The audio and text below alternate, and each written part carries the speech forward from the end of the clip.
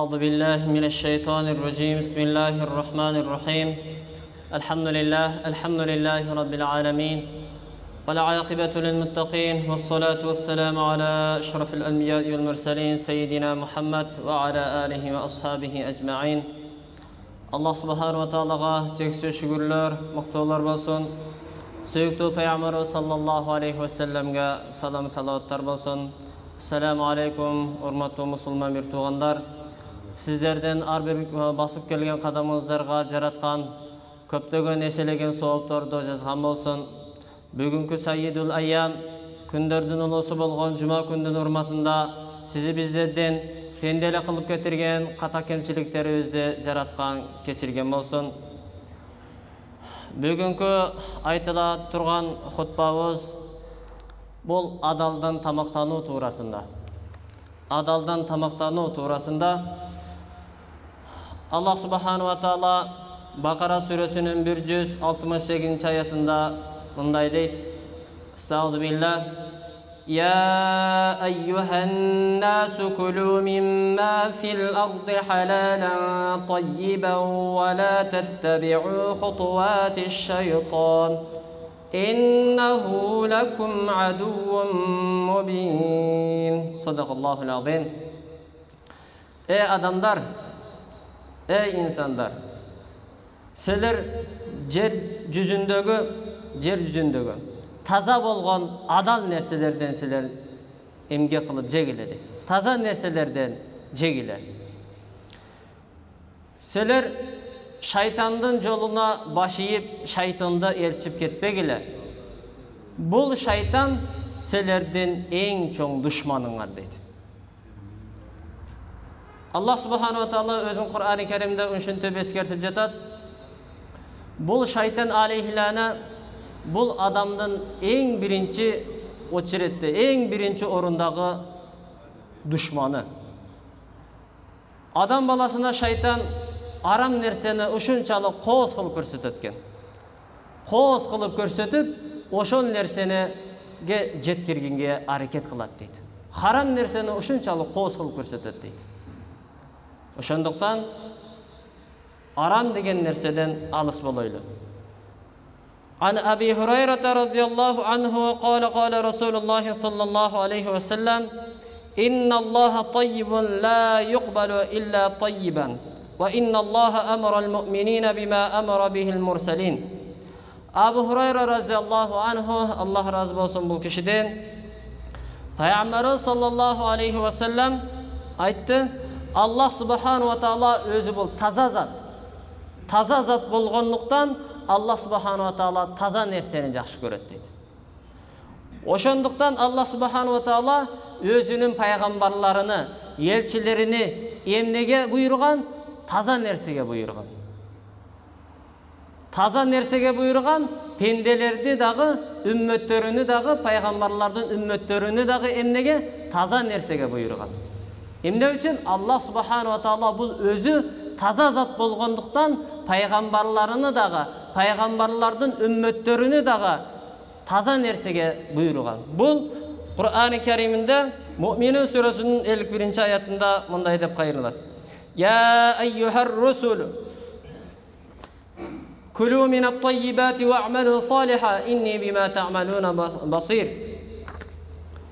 Ey elçiler, sizler taza nerseden jegile, jana жақшы амалдарды кылгыла. Men sizlerden emne kılıp жатканыңарды men bilүүчүмүн dedi.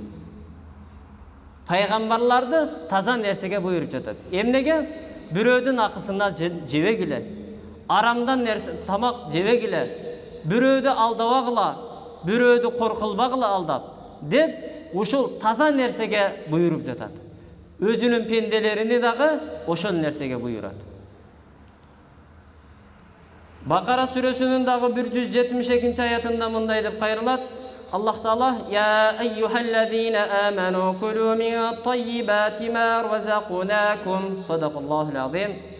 Ey iman keltirgenler, biz sizlerge bergen ırıskılardan, nasip etken ırıskılardan tazasından gana jegile deydi. Tazasından. Bul ayette dağı Allah subhanahu wa ta'ala таза нерседен, таза мейнет менен, пешене тер менен мейнет кылып, адалдан тамактангыла деп бул жерде дагы Аллах Таала буйруп жатат. Ан Аби Хурайра радhiyallahu anhu anna Rasulullah sallallahu alayhi wa sallam قال يأتي على الناس زمان لا يبالي المرء ما أخذ أمن الحلال أمن الحرام.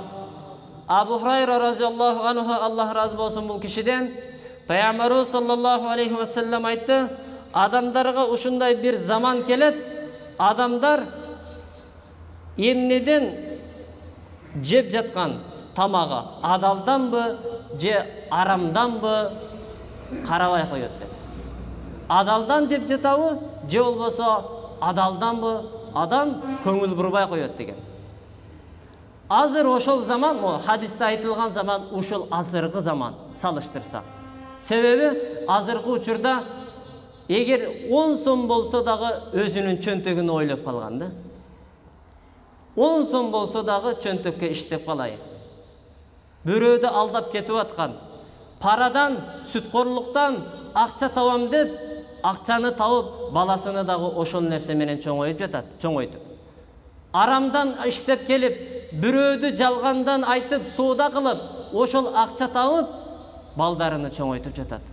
Ошол арамдан тапкан акча менен, байлык менен, тамагаш менен чоңойгон бала кандай бал болуп чоңойот? Пара менен, пара менен. Бул пара дагы көбөйүп кетти. Азыркы учурда больницага барсаңыз дагы, больницага барсаңыз, акча бербейинче карабай койду. Канчалаган бир туугандарыбыз, эжелерибиз, карындаштарыбыз кыйналгандан больницада төрөгөн, төрөй албай кайтыш болгон бир туугандарыбыз көп. Эмнеден? Паранын себебинен. Сүткорлуктун айынан азыр биз тамак ушунчалык сактансак дагы сактаныш кыйын болуп калды. Себеби биз сактансак дагы башкалар өздөрүн сактай албай, ошол парасынан жедирип жатпайбы?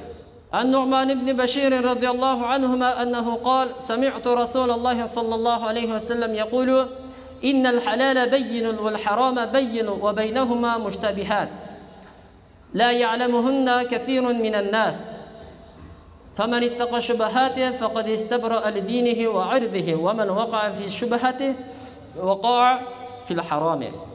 Nu'man ibn Bashir radhiyallahu anhu Allah razı olsun bu kişiden Peygamber sallallahu aleyhi ve sellem aytты, bul aram nerseler dağı açık, açık aykın. Adal nerseler dağı bul açık aykın. Kim eğer de bir şubuhaga düşkön bolsa, bul şubuhadan köpçülük adamlar bul kaysil ekenini bilbeyt deydi. Bul şubha haram, bul ökövi açık, bürok adamlar köpçülüğü buğa köngül burбай bilbeyt deydi uşul nerselerde.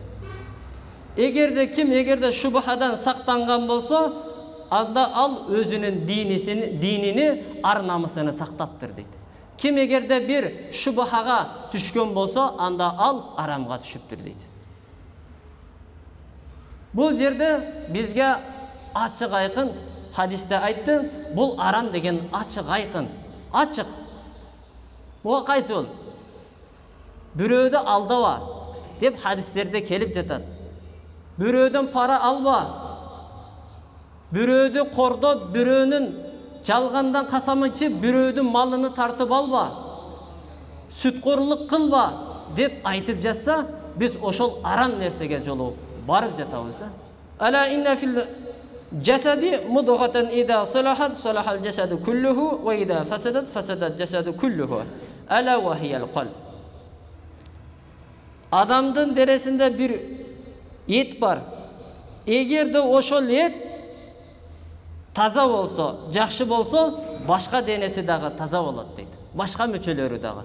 Eğer de oşol bir kiçineke et taza bolbosa, anda al dağı bardığı müçölörü dağı bölet deydi. Bul kaysıl? Bul adamdın жүрөгü. Adamdın жүрөгü. Eğer de kimdin жүрөгü taza bolsa, anda al adamdın bardıq denesi taza bolat, жақшы bolat deydi.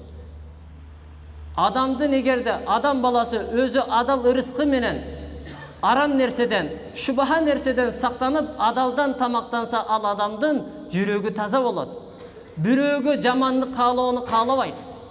Себеби ал адамдын жүрөгү бирөөгө жамандык кылууну каалабайт. Адамдын жүрөгү карарган, адамдын жүрөгү карарган сайын бирөөгө жакшылык кылууну каалабайт. Ошондуктан пешенетер менен мээнет кылып, адалдан табып жегенге аракет кылайлы. Ушул колубуздагы нерсени тамак алкымыбыздан өтүп жаткан тамакка бир көңүл буруп коелу. Умар ибн Абдул-Азиз Хулафай Рашидин бул 5-чи халифалардан болгон. Bir күн ооруп калып, асал жегиси келип калат. Асал жегиси келип калат, анан аялы 1 динарбы, 5 динарбы алып кызматчысына берет. Асал алып кел деп. Ал кызматчысы барып, көп өтпөй асалды алып келет. Умар ибн Абдул-Азиз жанагы асалды жеп, бул сонун асал турбайбы? Бул кайсыл жактан келген? Бул асал бул мамлекетте жок эле. Бул кайсыл жактан келди? Деп сураганда, бул асал башка мамлекеттен келди.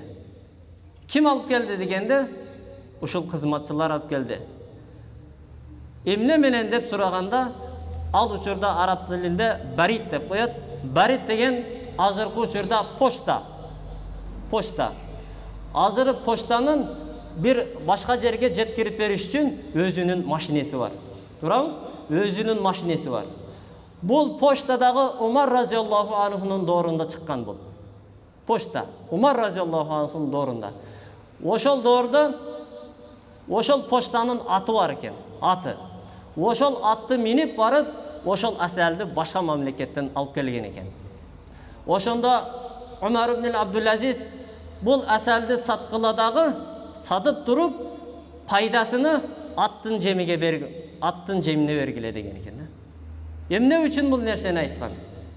Бул атты сурабастан почтанын атыны минип барып, асалды алып келген. Уруксатсыз.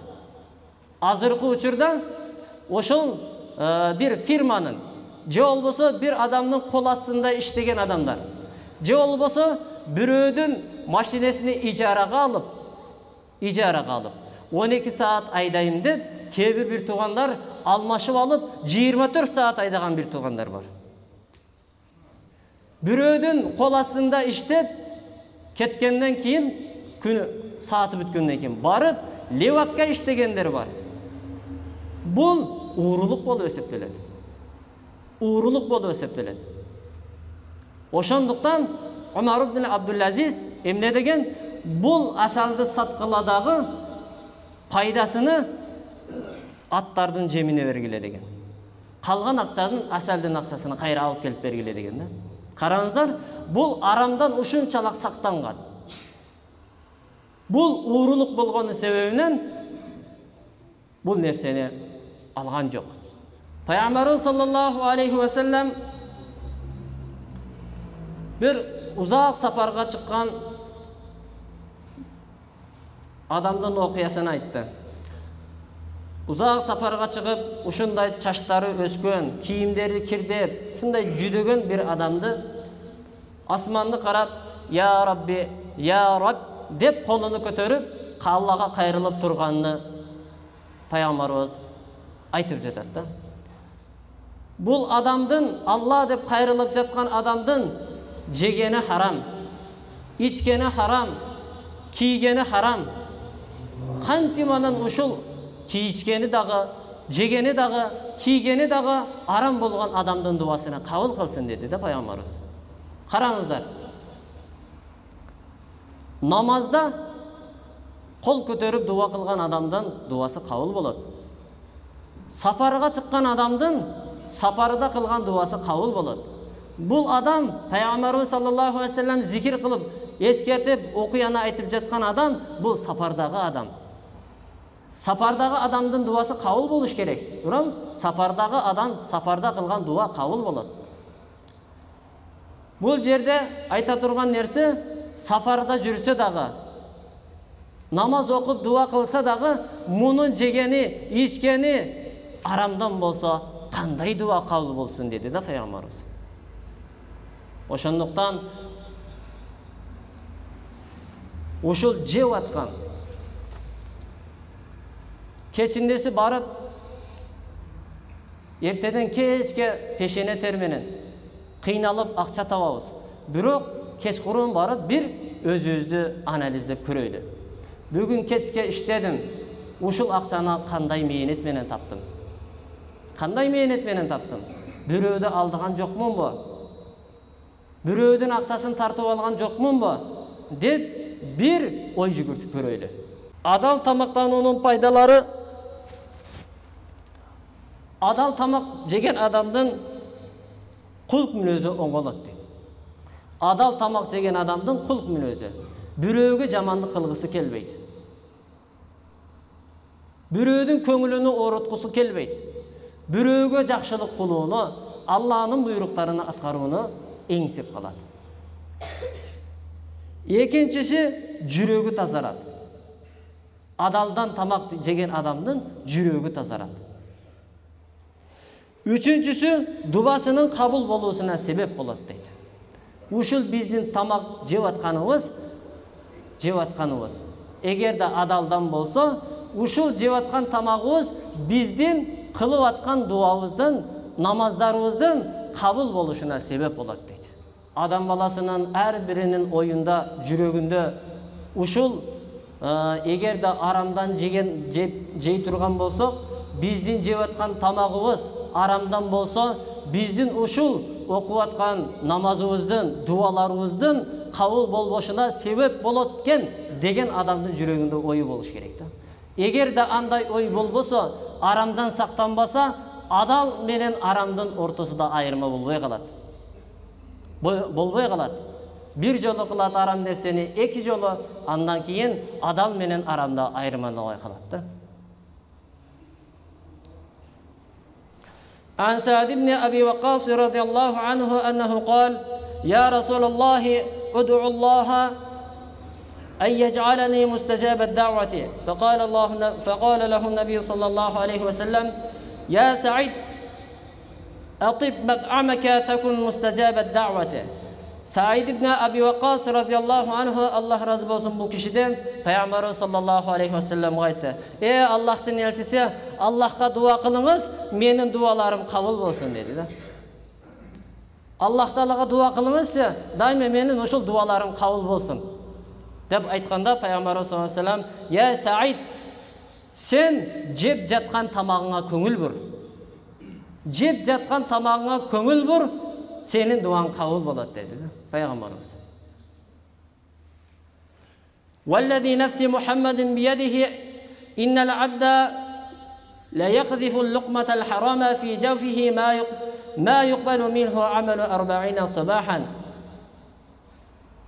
Ve eyyama abdin nebete lahmuhu min suhtin fennaru awla bihi." Peygamber sallallahu aleyhi ve sellem aytdı, kasam içip aytam, эгерде пенде жеп аткан тамагы харамдан болсо, арамдан курсагыңа түшкөн болсо алкымыдан, ал адамдын 40 күн кылган ибадаты дагы, кылган жакшылыктары дагы кабыл болбойт дейт. Эгерде арамдан жеген болсо, курсагына бир арам нерсе түштүбү, ал адамдын 40 күн жакшы амалдары, кылган ибадаттары кабыл болбойт дейт. Кайсы пенденин эгерде денеси тыюу салынган нерселерден арамды жеп жетилген болсо, адамдын денеси жеген ашы арам. Жеген ашы арам. Ошол нерсе менен чоңойгон болсо, ал дозокко биринчилерден болуп кирет дейт. Арамдан сактанбайт. Мешитке келген учурда дамылалардын, молдакелердин айткан хадистерине, айткан аяттарыны угат, бирок арамдан сактанбайт. Арамдан сактанбайт. Кылган иши арамдан. Ошол нерсе менен денеси чоңоюп жетилген болсо, арамдан сактанбайт. Ал адам биринчилерден болуп дозокко кирет деп Пайгамбар саллаллаху алейхи ва саллям касам ичип айтып атат бул нерсени. Ошол эле Автарынакта Машине базарда болгон окуя, бул болуп өткөн окуя. Мону бир тууганыбыз айтып берип жатат. Бир тууганыбыз бар эле дейт. Сакалды койгон, намаз башында такыясы бар, намазды окуйт дейт. Машина алып келип сатчу элек дейт базарга. Базарга келген учурда мотору өлсө дагы бул мотору жакшы машина, гарантия деп сатат экен да. Машина алабыз деп келген адамдар такыясына карап, сакалына карап алып кете берчү экен, ушуга ишенип. Ошого ишенип машинелерди сатчу эле дейт. Акыры күндөрү алган адам мотору өлгөндөн кийин, башка бир жери өлгөндөн кийин байкайт да. Ошол адамдан азыр көп адам жакындабайт дейт ошол адамга. Караңыздар, сакалды койгон, намазды окуйт, башында такыясы бар. Ушинтип адамдарды алдап сатып атса, адамдарды алдап акчаны таап атса, эми ошону менен балдарыны багып жатпайбы арам нерсе менен? Арам нерсе менен чоңойгон алма сабагынан алыска түшөбү? Түшпөйт, астына түшөт. Өзү кандай болгон болсо, арамдан чоңойгон бала кандай болот? Эгерде бирөөнүн акысыны жеп, бирөөнүн малыны тартып алып, бирөөнүн уурулук менен, харам нерсе менен чоңойгон болсо баласы, эртеле өзүнө окшогон бир бала чоңоет. Ошондуктан, келиңиздер урматтуу жамаат, мусулман бир туугандарым, ошол жеп аткан тамагыбызды дагы, кылып аткан кесибибизди дагы тууралап, алдабастан, бирөөнүн акысыны жебестен, адам менен, пешени тер менен бала чаканы бакканга аракет кылайлы. Ан Аби Умамат аль-Хариси радияллаху анху анна Расулаллахи саллаллаху алейхи вассалам قال: من انقطع حق امرئ مسلم بيمينه فقد أوجب الله له نارا وحرم عليه الجنة. فقال له رجل: وإن كان شيئا يسيرا يا رسول الله؟ قال: وإن كان قضيبا من أراك. رواه مسلم في صحيحه. عن أبي أمام الحارثي الله razı olsun bu kişiden, Peygamber sallallahu aleyhi ve sellem aytты: kim bir adamdın, musulman bolgan bir adamdın akını жалгандан касам ичип тартып алган болсо, Аллах субханаху ва таала ал адамга дозокту важип кылып коет дейт. Бирөөдүн акысы Аллага касам ичип айтам, бул менин мүлкүм деп бирөөдүн мүлкүнү жалгандан касам ичип тартып алган болсо, ал адамга Аллах субханаху ва таала дозокту важип кылып коет дейт. Ал адамга бейишти харам кылып коет дейт. Анан bir kişi туруп сурады: Аллахтын элчиси, эгерде бир кичинекей нерсе болсо дагы dedi. Анан Пайгамбарыбыз саллаллаху алейхи ва саллям бир арактын куурап калган бутагы чалык болсо дагы, аракун деген бул чөлдө өсө турган мисвактын бутагы, дарак. Арак деген бул ошол мисвактын дарагы. Ошонун кичинекей куурап калган бутагы дейт. Ошончолук нерсени дагы жалгандан касам ичип тартып алган болсо, ал адамга Аллах таала дозокту важип кылып, бейишти харам кылып коет дейт. Ошондуктан бирөөдүн мүлкүнө жалгандан касам ичип, бул бирөөдүн мүлкү бирөөгө эч качан жукпайт. Ва руя айдан ана Ади ибн Умайрата радияллаху анху аннаху قال: سمعت رسول الله صلى الله عليه وسلم يقول: من استعملناه منكم على عمل فكتمنا مخيطا فما فوقها كان غلالا يأتي به يوم القيامة. Adi ibn Umayr, Allah razı olsun bu kişiden, Peygamber sallallahu aleyhi ve sellem'den uqtum deydi. Peygamber sallallahu aleyhi ve sellem aytты: biz kimiriңерге bir жумушту тапшырсак, анан ал бизден бир кичинекей нерсени жашырып калган болсо, бир кичинекей нерсени жашырып калган болсо, ошол жашырган нерсесини кыяматта көтөрүп келет дейт. Бул хадистеге айтылган нерсе бирөөдүн мал мүлкүнү, бирөөдүн акчасыны уурдап алган болсо, же болбосо бирөөдүн кол астында иштейт, ошонун бир нерсени жашырып уурдап алган болсо, кыяматта ошол уурдап алган нерсесини көтөрүп келет дейт. Көтөрүп алып келет дейт. Бул махшар майданында. Ошондуктан бирөө бул жерде бирөө көрбөй калды, бул шеф көрбөй калды, бул эми каяктан билмек эле деген бул дүйнөдө ошондой болот. Бул дүйнөдө, ахиретте андай эмес. Ахиретте бул дүйнөдө кайсы бир адам жакшы, кайсы бир адам билбейбиз. Ким жакшы, ким жаман ахиретте белгилүү болот дейт. Бул дүйнөдө билбейбиз, ахиретте ким жакшы, ким бирөөдүн мүлкүнө жалган немеден тартып алган, ким бирөөдүн акыны жеп койгон, кыяматта махшар майданында билинет дейт. Эми бир окуя менен жыйынтыктайлы. Калат Аиша радиаллаху анха, Айша инебиз, Аллах разы болсун, كان لأبي بكر الصديق رضي الله عنه غلام يخرج له الخراج. Абу Бакыр Сиддик радиаллаху анху анын кулду билесиздер да, азыркы учурда кул жок, ошол илгери кул болгон, ошол кулдар иштеп күнүнгү акчасын алып келип берген кожоюнуна. Абу Бакыр Сиддик радиаллаху анхунун кулу акча бир нерсе алып келип берет. Абу Бакыр Сиддик радиаллаху анху ошол нерседен жейт. Экин дагы бир күн жанагы кулу алып келет. Алып келген нерсесинен жейт.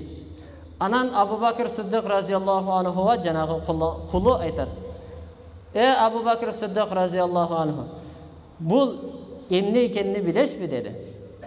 Абу Бакыр Сиддик: Жок, эмне бул деп сураганда, мен жахилият доорунда мен көз ачыктык кылат элем дейт. Бирөөдүн алдын ала боло турган нерсесин айтчу элем дейт. Азыркы учурда бакшылар да бакшылык кылчу элем дейт. Көз ачык кылчу элем. Ошол нерседен калган экен, ошол нерсени алып келип бердим, сиз ошол нерседен жедиңиз дейт да. Абу Бакыр Сиддик радиаллаху анху чыгып кетет дагы, колуна озуну тыгып, жеген нерсесин кусуп салат. Бул бакшылык кылгандагы, көз ачык кылгандагы бул харам. Ошон үчүн Абу Бакыр Сиддик радиаллаху анху харамдан сактанып, жеген нерсесин кусуп салды.